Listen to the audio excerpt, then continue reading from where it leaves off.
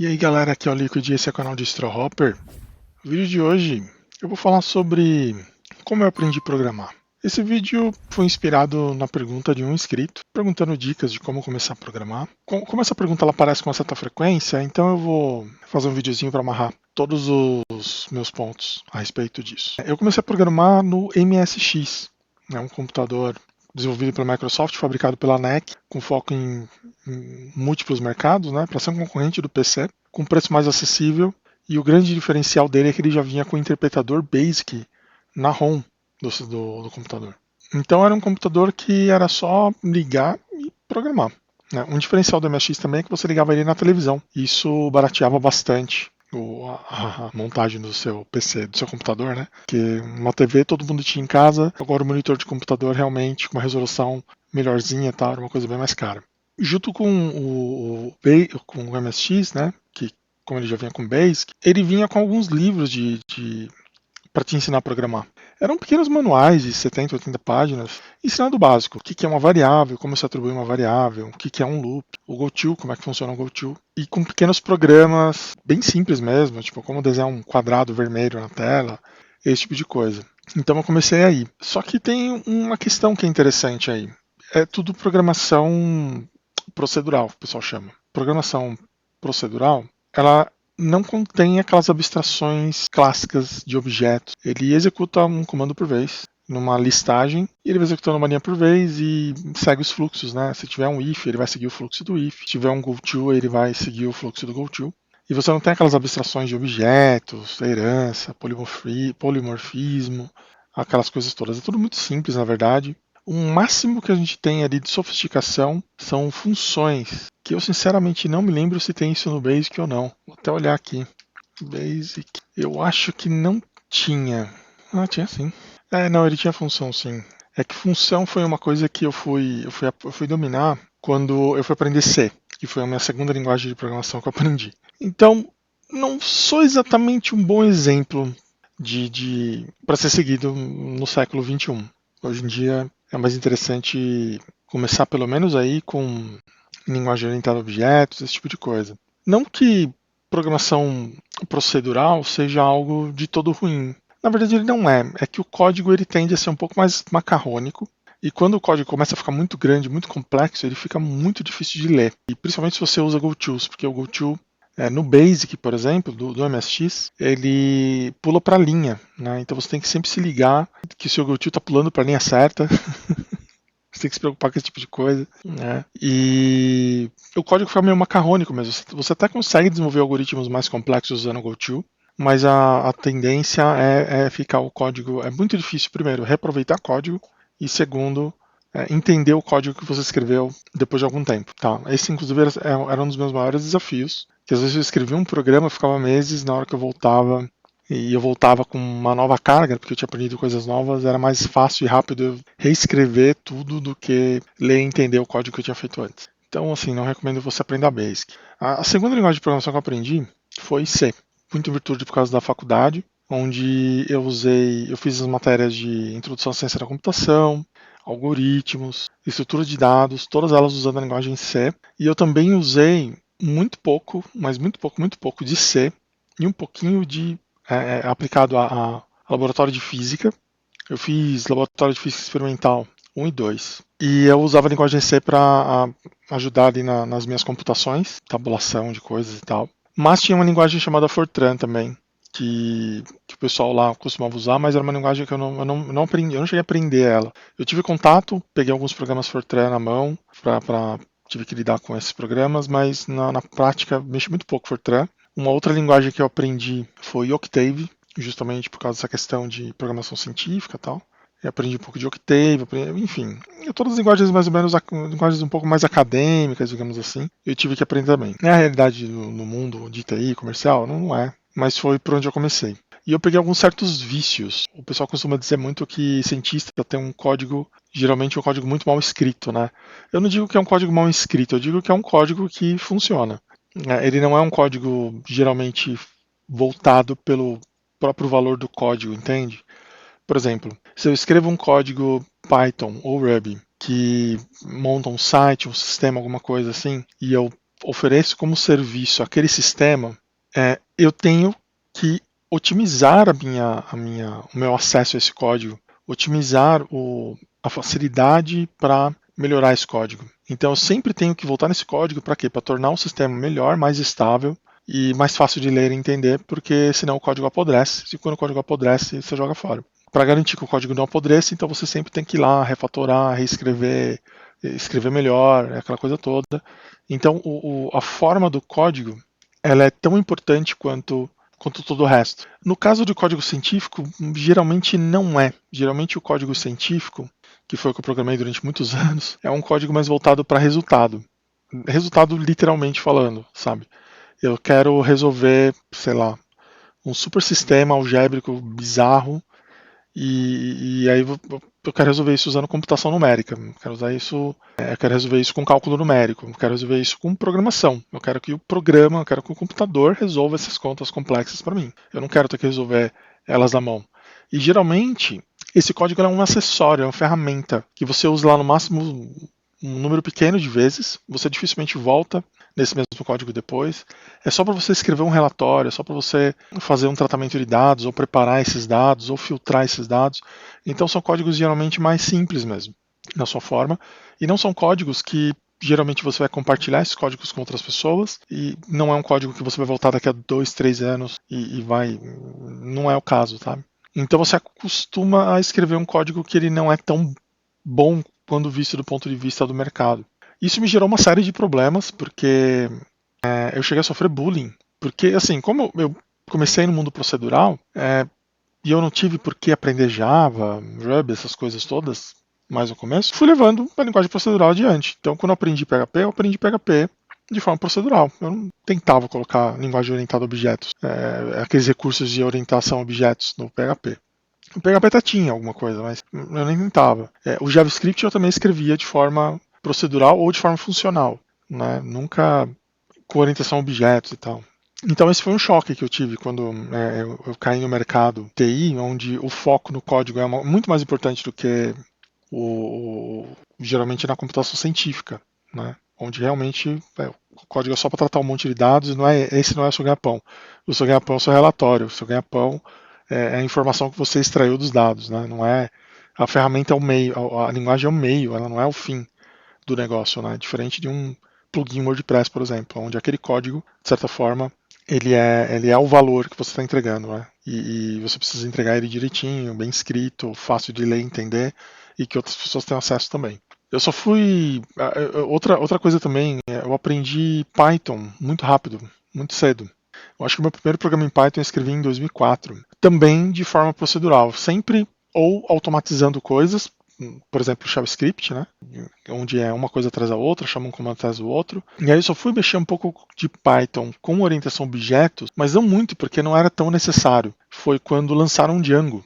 O Django, ele inicialmente, apesar de ele aceitar Python, as estruturas internas da framework, elas poderiam ser escritas de forma procedural. Se eu não me engano, nem tinha muita coisa de orientação a objetos no Django nas primeiras versões. E isso também me gerou um problema, porque ao longo desse tempo eu escrevi uma meia dúzia de sistemas usando Django, e todos eles usando programação procedural também.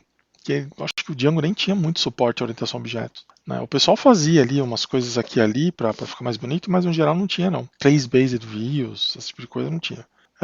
E eu só fui aprender esse tipo de coisa depois, de orientação a objetos, tal, padrão de projeto, por exemplo. Foram coisas que eu demorei para aprender. Eu cheguei depois, digamos assim, eu cheguei atrasado na festa, né? Que são os padrões de projeto, que geralmente são padrões de projetos voltados para linguagens orientadas a objeto, né? Geralmente Java, onde você aprende várias técnicas e dicas de como tornar o seu código muito melhor, muito mais limpo, muito melhor qualidade, um código que apodrece muito, que demora muito mais para apodrecer do que um código procedural em geral. Mas eu aprendi lá, fiz um intensivão de orientação a objetos, né? Isso foi bem depois, padrão de projeto, essa coisa toda. Li lá o tal do livro do Clean Code, enfim, Fluent Python, e aí eu fui corrigindo essas deficiências que eu tive no começo da minha carreira. Por quê? Porque eu estava focado numa formação científica, uma formação acadêmica, eu não estava focado no mercado de TI, pelo menos não no começo. Então o começo para mim foi um pouco conturbado mesmo. E como eu vim de um curso que não é para formar profissionais de TI, então eles também não tinham nenhuma preocupação em mostrar orientação a objetos e nada disso, né? O negócio nosso ali era ler array, tinha que aprender a ler array, matriz e fazer conta, né? Esse era o foco dos cursos que eu fazia. Então, minha primeira recomendação que eu faço para você que quer começar a programar é escolher um nicho. O que você quer programar? Se você quer programar qualquer coisa, eu recomendo para você começar com Python. O Python é uma linguagem de programação muito fácil de aprender, é uma linguagem interpretada, você instala um único pacote lá, um único programa no seu Windows, no seu Mac. No Mac já vem instalado, mas no seu Windows, no seu Linux, geralmente é um único pacote, geralmente ele já vem pré-instalado mesmo, então você não tem muito com o que se preocupar. E, através do interpretador você vai conseguir aprender muito sobre a linguagem e ela tem um uso muito ela é um uso muito genérico. Você pode desde fazer website, você pode fazer aplicativo de celular, joguinho e ultimamente até tem MicroPython para você colocar dentro do Arduino.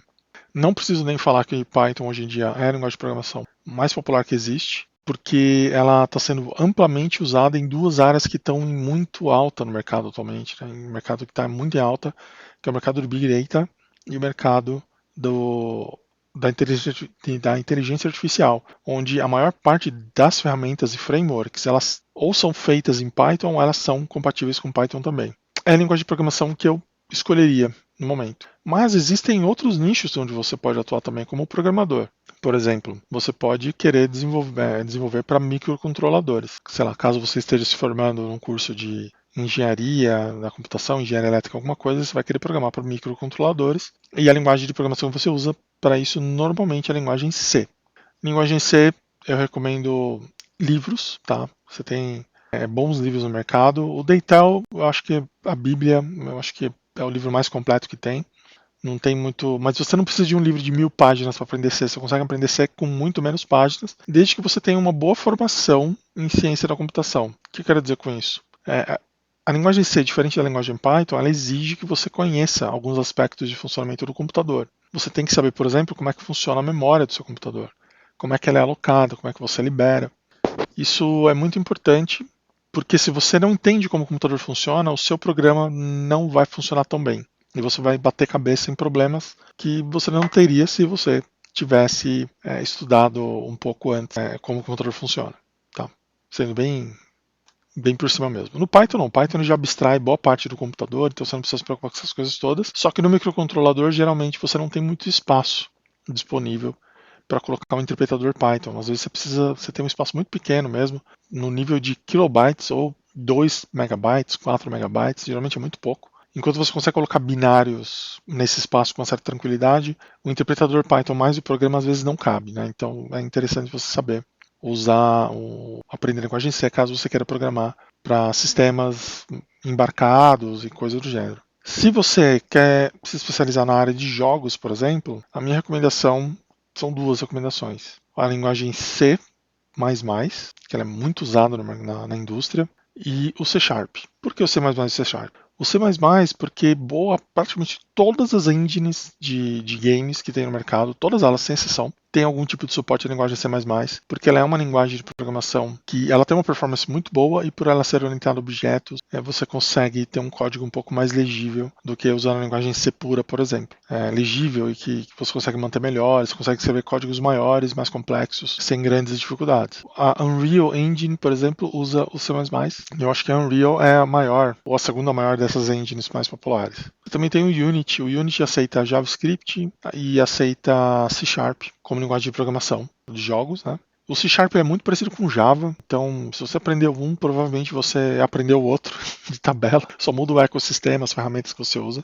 Mas na prática as duas linguagens são muito parecidas, mas os mesmos princípios de padrão de projeto, orientação a objetos, tudo isso daí está implementado mais ou menos da mesma forma nas duas linguagens. Tá? Essa foi a sensação que eu tive ao desenvolver alguns jogos usando Unity. Posso estar errado? Posso estar errado porque eu nunca trabalhei profissionalmente com Java, por exemplo. Já escrevi um código ou outro, mas nunca trabalhei profissionalmente com Java. As outras áreas que que você poderia... Tem a área de web, né? A área de web, geralmente, parte dos sistemas web são PHP, até hoje, que é uma linguagem de programação orientada a objetos, interpretada. Ela já foi uma linguagem de programação muito ruim, hoje em dia ela melhorou bastante, tá bem mais performática, Dá para você usar o PHP com as mesmas boas práticas de projetos gigantescos do Java ou aqueles projetos mais descolados do Python. Com PHP você também consegue fazer, você consegue evoluir bem hoje em dia, principalmente por causa do advento do Laravel, né? O Laravel é uma framework escrita em PHP que trouxe um grau de profissionalismo para os sistemas PHP que é um negócio impressionante. Então, para programação web, eu recomendaria PHP, mas existem outras opções também. Você tem o Ruby, que é bem popular, apesar que hoje em dia não tem mais tanta gente escrevendo coisas em Ruby, iniciando projetos em Ruby, mas tem muito projeto em Ruby no mercado estabelecido, né? O Shopify, por exemplo, que é um sistema de e-commerce, um dos maiores open source que existe, é feito em Ruby. Então é uma linguagem que, se você aprender, tem trabalho para você, principalmente na Europa. Python você pode usar para web também, mas não é tão popular, tá? O Python você tem o Django, o Flask, mas não é tão popular. Eu não me apegaria ao Python para desenvolvimento web. E para desenvolvimento mobile, né, celularzinho, você tem infinitas opções também. Você pode escrever desde Python, não é muito comum, mas tem gente que faz isso. Você pode programar direto em Java, no caso do Android, né, que é o padrão, ou era, que agora temos o Kotlin também, que, se eu não me engano, ele compila para Java, se eu não me engano. Ele compila o seu código para Java. Então você também tem o Kotlin, você tem JavaScript, Node, TypeScript, você tem uma porrada de linguagens para desenvolver para mobile. Isso só para Android. No caso do iPhone, você tem ali o Objective-C e agora, mais recentemente, tem o Swift, se eu não me engano. Essa eu nunca toquei. Então é isso, você tem os diferentes nichos da área de programação e o que você quer programar. Eu apresentei mais ou menos aí para você quais são as principais linguagens focadas em alguns dos nichos que existem. Onde conseguir material? Para quase tudo isso que eu falei para você, você tem excelentes materiais e cursos aqui no próprio YouTube. O grande problema que eu vejo nos cursos do YouTube é que eles são cursos longos demais, porque a forma do produtor de conteúdo monetizar o seu conteúdo é com vídeos grandes e uma quantidade muito grande de vídeos. Então, geralmente o aprendizado ele é um pouquinho mais devagar do que se você comprar um curso no Udemy, por exemplo. Enquanto no Udemy você pode conseguir um curso Python completo em 6 horas, sabe? Você tem cursos aqui no YouTube que são semi-infinitos, cara, com 20, 30, 40, 65 horas para você aprender Python. Você não precisa de 65 horas para aprender Python, cara, entende? Então, se você está afim de curso, eu recomendo curso pago. Vai lá no Udemy, os preços deles são bem baratos, eles estão numa eterna promoção de R$ 30 qualquer curso lá. Minha dica para reconhecer se o curso é bom ou não na Udemy, dá uma olhada no feedback do pessoal e dá uma olhada na grade do que ele ensina. Ali tem lá uma listagem de tudo que é abordado no curso, dá uma olhada lá.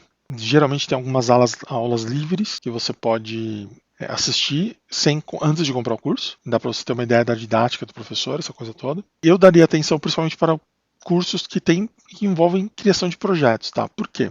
A gente entrou na era dos cursos. Então você tem uma grande oferta de cursos, você tem uma grande procura por curso. O grande problema é que as pessoas procuram os cursos, compram os cursos, não fazem os cursos. Ou, pior ainda, elas compram os cursos, fazem os cursos e quando elas chegam para aplicar no mundo real, elas não conseguem aplicar. Por quê? Porque no curso é tudo mastigadinho, tudo é perfeito, o ambiente é controlado e no mundo real nada funciona. Qual que é o grande problema? O grande problema é que a pessoa não praticou aquilo que ela fez no curso. Ela só assistiu o curso. Né? Você não aprende olhando, você aprende fazendo. É muito difícil você saber o que fazer quando você está aprendendo. Então, por esse motivo, eu recomendo logo de cara, corra atrás de cursos que oferecem projetos. Cursos onde você, além de aprender, você vai desenvolver seu próprio portfólio. Tem uns montes desses cursos. É só procurar por, sei lá, aprenda Python com 5 projetos. Vai ter um monte. Né? Não necessariamente uma grande quantidade de projetos é bom. Às vezes não é. Às vezes são um monte de projetos muito pequenininhos, muito curtinhos, muito simples. Né? Eu já vi gente, por exemplo, vendendo curso onde um dos projetos era abrir uma janela com 2 campos de entrada de dados, onde você coloca 2 números e ele mostra a soma. Desculpa, isso não é um projeto. O que é um projeto? Um clone, por exemplo, um clone de um aplicativo popular. Né? Aprenda Python Django fazendo um clone do Uber. Aprenda programação fazendo um clone do Waze. Cursos tem aos montes também e são cursos que geralmente eu recomendo mais, muito mais. Você escolher cursos nessa linha. Tá? E além dos livros, os livros têm aos montes, a gente tem em português, eu sinto muito, mas em português eu não tenho muita coisa para indicar. Antigamente a editora Novatec tinha muita coisa, ela tinha vários livros, acho que você fazia assinatura, pagava uma taxa única, acessava 30 livros diferentes, funciona como é que tá. Mas em inglês tem o PacketPub, que você paga uma assinatura, você faz uma assinatura, custa $10 por mês, e você tem acesso a mais de 6 mil livros. Toda semana entram pelo menos mais 100 livros novos com as últimas tecnologias. Então se você não consegue, se você precisa ir além da documentação original da biblioteca framework, você pode entrar nessa da PacketPub. Em português eu não conheço muita coisa além Novatec, essas coisas todas aí, tá, gente? Minha recomendação: antes de você querer aprender uma linguagem de programação, você aprender inglês. É verdade. Aprende inglês primeiro. Ou, no mínimo, aprenda junto. Aprende linguagem de programação e inglês. Porque tudo em português ele chega mais atrasado, porque alguém vai ter que traduzir. Então, geralmente, quando as coisas chegam traduzidas aqui, elas já estão um pouco mais obsoletas. Né? Em inglês, você tem uma oferta muito maior de material, com uma qualidade geralmente maior também, e a velocidade de atualização é maior também. Né? Por quê? Porque o inglês é meio que uma linguagem universal da tecnologia, então o chinês fala inglês, escreve inglês pelo menos, o alemão também, então todo mundo ali do mundo inteiro, o pessoal consegue se comunicar, então por isso que é importante o inglês, certo? Então, essas são as minhas dicas. Eu, infelizmente, não tenho muitas outras dicas, porque eu sou um consumidor de livros, eu leio livros, eu prefiro livros do que curso. Curso, para mim, no geral, eles são muito. Só quando é algo muito complicado mesmo que eu não consigo entender lendo, eu recorro a cursos, justamente porque às vezes a leitura do livro ela envolve outras complexidades além do próprio conteúdo, né? Que a linguagem que o escritor escreve, por exemplo, tem gente que escreve bem, tem gente que escreve mal. O Luciano Ramário do Fluent Python, por exemplo, ele escreve super bem. Mas você tem alguns autores que escrevem super mal e é super complexo, ou o assunto é super profundo. Então, às vezes, quando você topa com alguma coisa desse tipo, é bom pegar um curso. Mas eu sou um cara de livros mesmo. Apesar de que eu não tenho muitos livros para recomendar, justamente porque eu prefiro a forma do PacketPub lá, onde você paga. É o Netflix dos livros técnicos, tá? E o nome do autor nem sempre fica tão fixado na sua cabeça, porque não é um livro que você vai levar 2 anos para ler, como são os livros acadêmicos, né? Do Deitel, Cormen, que são livros que vão te acompanhar ao longo dos anos, né? Geralmente esses livros do PacketPub não, é tipo Flutter, um livrinho de Flutter com alguns exemplos, de repente se você tiver sorte algum projeto que você programa junto e é isso. Então, o mais importante de tudo isso você não vai aprender a programar se você não programar. Não importa se você faça curso ou pegue livros, é importante você criar os seus próprios projetos. Por mais simples que eles sejam, por mais toscos que eles fiquem no final, que o resultado final não seja tão bom, é importante que você desenvolva seus próprios projetos. A minha recomendação: desenvolva clones. Pega um sistema que você conhece que funciona e tenta programar igual. A mesma coisa vale para jogos e a mesma coisa vale para Arduino e vale para tudo, né? Você não vai aprender a programar se você não praticar. Beleza? Então essas foram as minhas dicas aí. E você aí, tem mais dicas? Deixe aí nos comentários as suas dicas para os nossos usuários aqui do canal, os nossos inscritos aqui do canal. Gostou do vídeo? Dá um like, não gostou, dá um dislike. Dúvidas, sugestões, deixe aí nos comentários. Caiu aqui de paraquedas, se inscreve aqui no canal, a gente tem conteúdo variado de tecnologia, Linux, política não partidária. Se você quiser colaborar com o canal de forma financeira, segue o nosso Pix, esse e-mail também é um e-mail de contato e para doações de PayPal. Redes sociais, temos também, segue aqui as nossas redes sociais. Quem me segue eu sigo de volta, a não ser que o santo não bata, beleza? Um abraço para vocês, até o próximo vídeo, falou!